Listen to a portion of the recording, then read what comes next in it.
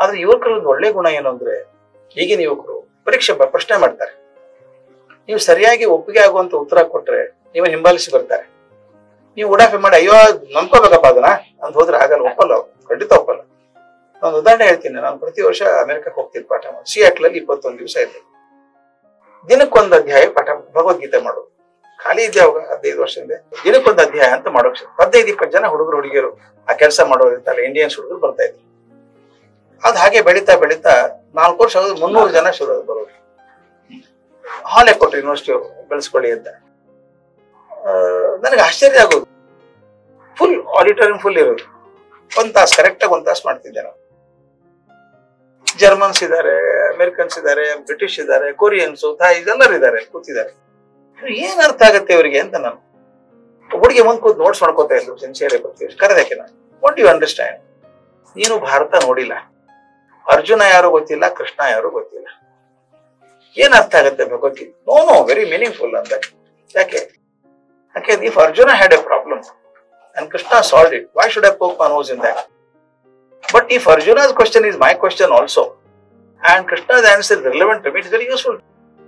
I am in the position of Arjuna. ಯಾಕೆ ಹೇಳ್ತಾಳೆ, ನನ್ನ ಡೈಲಮಾ ಇದೆ, ಕೊರಿಯಾಕ್ಕೆ ವಾಪಸ್ ಹೋಗಲು ಕಂಟಿನ್ಯೂ ಮಾಡ್ಲಿ ಕೋರ್ಸ್ ಅಂತ ಗೊತ್ತಿಲ್ಲ, I not able to settle, but your answer helps me.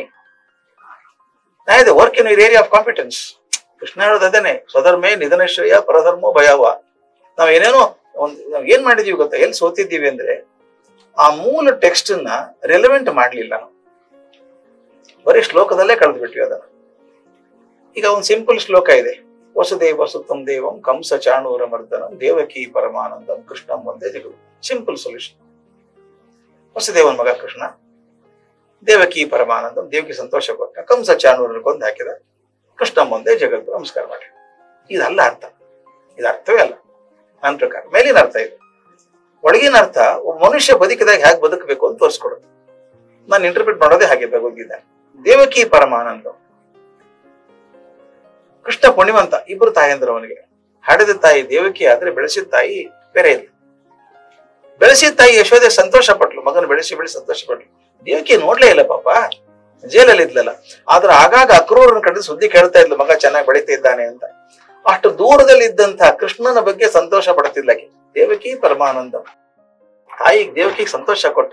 ಇವತ್ತು ನಾಲ್ಕು ಎಷ್ಟು ಜನ ಮಕ್ಕಳು ತಂದೆ ತಾಯಿಗೆ ಸಂತೋಷ ಕೊಡ್ತೀವಿ, ಯಾಕೆ ವೃದ್ಧಾಶ್ರಮಕ್ಕೆ ಹಾಕ್ತೀರಿ ಅವ್ರನ್ನ? ಯೋಚನೆ ಬುದ್ಧಿ ಇಲ್ಲ ಅಪ್ಪನಿಗೆ ಅಂತ ಹೇಳೋದು, ಅಮ್ಮನಿಗೆ ಗೊತ್ತಾಗಲ್ಲ ಅಂತ ಅನ್ನೋದು ಅಲ್ವಾ? ದೇವಕಿ ಈಗ ಹೇಳಿದೆ ಎಷ್ಟೋ ಕಡೆ ಹೇಗಾಗಿದೆ ಅಂದ್ರೆ, ಪೂರ್ವ ಜನ್ಮ ಕೃತಂ ಪಾಪಂ ಪುತ್ರ ರೂಪೇಣ ಪೀಡತೆ ಅಂತ ಅನ್ನೋ ಹಂಗೆ ಯಾಕಾಗ ಹುಟ್ಟಿದ ಮಗ ಇವನು ಅಂತ ಅನ್ನೋಂಗೆ ಆಗೋದು. ದೇವಕಿ ಪರಮಾನಂದಂ ಅಂದ್ರೆ ಒಂದೇ ಮಾತು, ಬದುಕಿದಾಗ ನಾನು ನನ್ನ ಪರಿವಾರದವರೇ ಒಳ್ಳೆಯವನಾಗಿರ್ಬೇಕು. ಮೊದಲು ಮನೆಗೆ ಒಳ್ಳೆಯವನಾಗ್ಬೇಕು. ಊರಿಗೆಲ್ಲ ಒಳ್ಳೆಯವರು ಇರ್ತಾರೆ, ಮನೆಗೇನು ಪ್ರಯೋಜನ ಇಲ್ಲ, ಹಂಗಾಗ್ಬಾರ್ದು, ಮನೆಗೆ ಪ್ರಯೋಜನ ಆಗ್ಬೇಕು. ಎರಡನೇದು ಕಂಸ ಚಾಣೂರ ಮರ್ದನ. ಕಂಸ ಚಾಣೂರರು ಸಮಾಜ ಕಂಟಕರಾಗಿದ್ರು, ಅವ್ರು ತೆಗೆದು ಹಾಕಿದ ಕೃಷ್ಣ. ಅದನ್ನ ಬದುಕಿದಾಗ ಬರೀ ಮನೆಯವರಿಗೆ ಮಾತ್ರ ಒಳ್ಳೇದಾದ್ರೂ ಸಾಲದು, ನಾನು ಬದುಕಿರುವಂತ ಸಮಾಜಕ್ಕೊಂದು ಏನಾದ್ರೂ ಕಾಣಿಕೆ ಕೊಡ್ಬೇಕು. ಅಷ್ಟಕ್ಕೆ ಮುಗಿಲಿಲ್ಲ, ಕೃಷ್ಣ ಒಂದೇ ಜಗದ್ಗುರು. ಜಗದ್ಗುರು ಆದ ಕೃಷ್ಣ ಒಂದು ಭಗವದ್ಗೀತೆ ಸಾಕು, ಇನ್ನು 10,000 ವರ್ಷ ನಮ್ಗೆ ಶಕ್ತಿ ಕೊಡುತ್ತೆ ಅದು. ಅಂದ್ರೆ ನಾನು ಬದುಕಿದಾಗ ಮನೆಗೆ ಒಳ್ಳೆಯವನಾಗಬೇಕು, ಬದುಕಿದಂತ ಸಮಾಜಕ್ಕೆ ಏನಾದ್ರೂ ಕಾಣಿಕೆ ಕೊಡಬೇಕು. ಅಷ್ಟೇ ಅಲ್ಲ, ನಾನು ಹೋದ ಮೇಲೆ ಬರುವಂತ ಸಮಾಜಕ್ಕೊಂದು ಏನಾದ್ರೂ ಕಾಣಿಕೆ ಕೊಟ್ಟು ಹೋಗ್ಬೇಕು, ಹೆಜ್ಜೆ ಗುರುತು ಮೂಡಿಸಿ ಹೋಗ್ಬೇಕು. ಇದು ಬದುಕಿದ ಸಾರ್ಥಕ ಜೀವನ ಅಂತ. This is the way of interpret the shlokas. ಹೀಗೆ ಮಾಡ್ತಾ ಹೋದಾಗ ಹುಡುಗರು ಅನ್ಸುತ್ತೆ, yes that's right, if I am only good to my family is not good enough, I should do something for the society. ಅಷ್ಟೇ ಅಲ್ಲ, what do I leave behind? ಒಂದು ಇರುವೆ ಸತ್ತು ಹೋಗುತ್ತೆ, ಒಂದು ಕಾಕ್ರೋಚ್ ಸತ್ತು ಹೋಗುತ್ತೆ, ಯಾರು ಗುರುತಿಡಲ್ಲ. ಅದು ನಾನು ಹಂಗೆ ಆಗ್ತೀನ? ನಾಳೆ ಇವ್ನು ಯಾವ ಬದುಕಿದ್ದ ಅಂತ ಗೊತ್ತೇ ಇಲ್ಲಲ್ಲ, ಬದುಕಿದ್ದವ್ರು ಗೊತ್ತಾಗ್ಲಿಲ್ಲ ಬಿಡ್ರಿ ನಮ್ಗೆ ಅಂತ.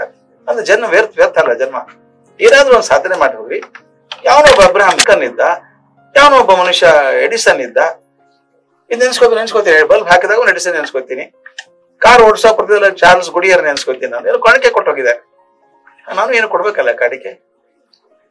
ಇದು ಈ ರೀತಿ ಇಂಟರ್ಪ್ರಿಟ್ ಮಾಡ್ತಾ ಹೋದಾಗ ಈಗಿನ youngsters catch it very well.